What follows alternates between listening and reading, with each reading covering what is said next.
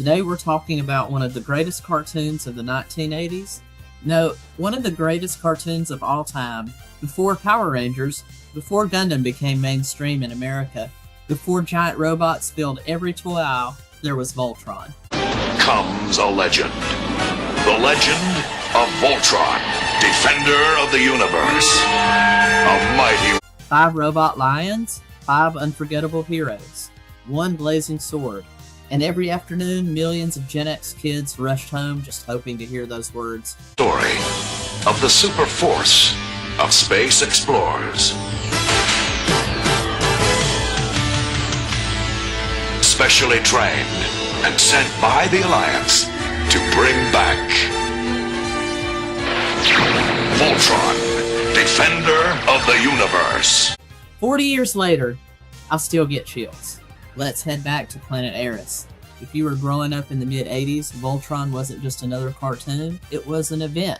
School ended, you raced home, grabbed whatever snack mom had in the pantry, maybe a bowl of cereal, maybe a Capri Sun, and parked yourself in front of the television before somebody remembered you had chores. Unlike many cartoons of the era, Voltron felt different. The heroes lost battles, entire cities were destroyed, people got hurt. The stakes actually mattered. Looking back now, it's amazing how much more serious it felt than many of the cartoons we watched every afternoon. One of the reasons Lion Force worked so well was its simplicity. 5 lions, 5 pilots. Each one had a distinct personality. Keith, the calm, confident leader of the Black Lion. Lance, the cocky hotshot who always had something to say. Hunk, the strongest member of the team with the biggest heart. The genius who constantly proved brains could beat brawn. And Princess Allura, one of the best female action heroes of the 1980s. She wasn't just there to cheer everyone on. She fought right alongside the team. Every kid had a favorite lion. Mine was Blue Lion. Let me know yours in the comments. There was one more Lion Force pilot we can't forget, Sven. If you're scratching your head trying to remember him, don't worry, you probably didn't imagine him disappearing. Sven was the original pilot of the Blue Line before Princess Allura joined the team.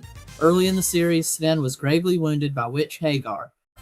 Instead of killing him off, the American version explained that he was being sent to a hospital planet to recover. That's when Princess Allura took over as the Blue Line pilot and officially became part of Voltron. As kids, it was one of the first times many of us had seen a major hero leave a team. It was surprising and it gave the series real emotional weight. Later in the series, Sven returned when the team needed him most. He was older, wiser, and determined to help his friends one more time. It was a great payoff for longtime fans who had wondered whatever happened to him. Now here's another fascinating bit of Voltron history. In the original Japanese series, Beast King GoLion, Sven's character, whose name was Shirogane, didn't recover at all. He died from his injury.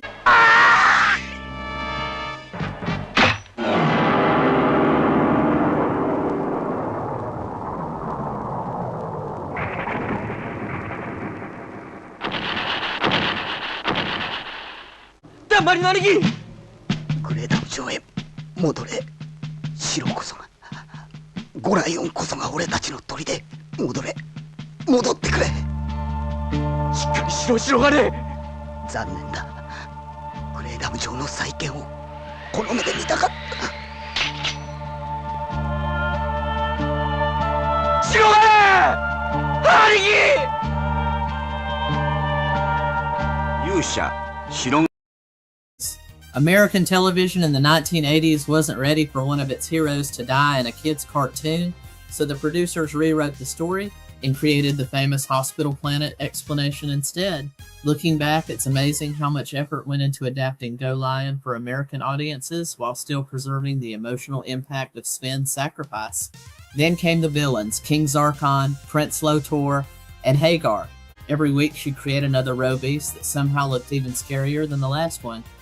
Unlike many cartoon villains, these guys actually felt dangerous.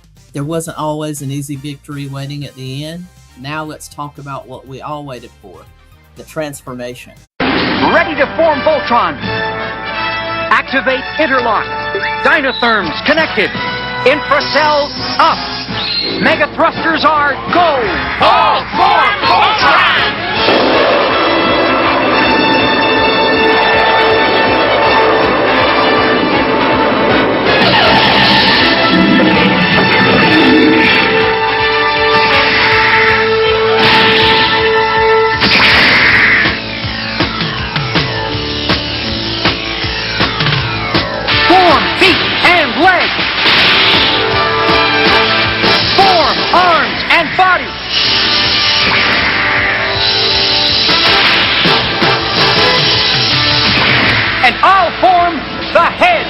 still one of the greatest transformation sequences in television history. And then, the blazing sword. Once that sword appeared, the Roe Beast knew the fight was over. Blazing sword! Here's something most of us had absolutely no idea about as kids. Voltron wasn't originally an American cartoon. It was adapted from a Japanese anime called Beast King GoLion. And the story of how it came to America is almost unbelievable. According to one of the best-known stories from the production, World Events Productions was looking for a giant robot series to bring to the United States. They were reportedly interested in another anime called Future Robot Daltanius and asked Toei Animation to send the one with the lion. Instead, Toei shipped them the master tapes for GoLion. That mistake changed cartoon history. The producers watched it, loved it, edited it for American television, changed some names, removed much of the violence, and Lion Force Voltron was born. Later, they adapted another Japanese series called Armored Fleet Narrator 15, which became Vehicle Voltron. Now, here's my opinion. I honestly think GoLion arriving first saved the entire franchise. Imagine if American kids had been introduced to 15 vehicles, 15 pilots, and a much more complicated military story before they ever saw 5 giant robot lions. I'm not convinced Voltron would have become the phenomenon it did. 5 lions, 5 heroes, 1 giant robot. Every kid understood it instantly. Sometimes the simplest ideas really are the best. Then came the toys, and wow, did we want them. The Matchbox die-cast lions were incredible, heavy, solid metal, beautifully made. If you somehow owned all 5 lions, you instantly became the most popular kid in the neighborhood. Of course, keeping up with every tiny weapon and accessory, that was nearly impossible. I'm convinced there are still blazing swords hiding underneath couches all across America. Some cartoons are best left as memories. Voltron isn't one of them.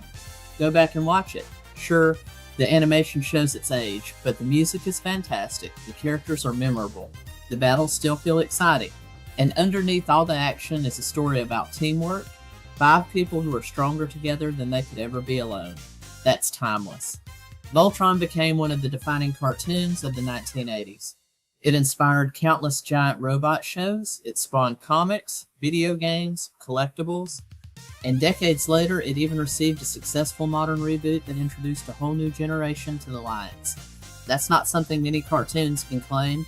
Voltron wasn't just another cartoon, it was imagination, adventure, courage, friendship, and for 30 magical minutes after school, we believe 5 robot lions could save the universe.